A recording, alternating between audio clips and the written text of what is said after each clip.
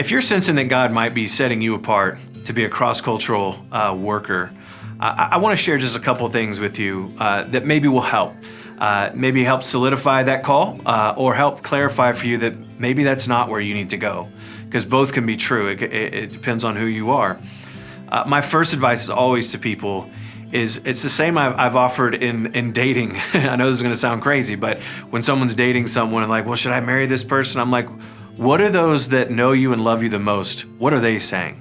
Listen to them, right? If they're saying this person is terrible for you, don't try to convince them they're all wrong. You need to consider maybe you're not hearing something right or seeing something right. And it's the same within missions. Like I think we tend to want to over-individualize God's call on our life, and we forget that when God calls, He calls communally. He calls us. He's not called individuals into the mission field. He's called the whole church to His mission. And so if the people that know you and love you the most are like, I could never see you being a cross-cultural man, doesn't mean you can't be.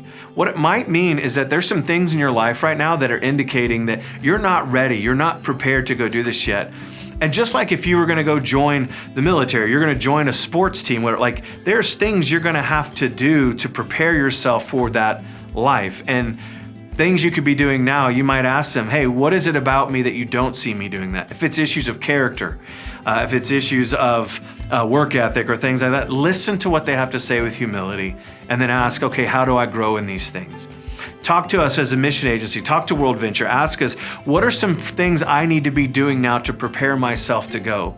Because the reality is if you've been on a 2-week trip, that's maybe where a lot of people got their passion, they got excited. The 2-week trip is a wonderful thing for observation and gathering some information, but it really does a lot for you. It doesn't do much for anybody on the field.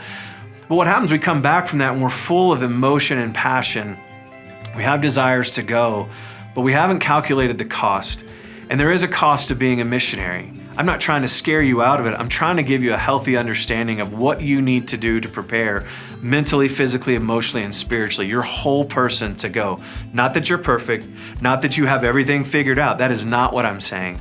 But listening to those who know you and love you the most, listening to those who are in the mission world who understand what it's going to take.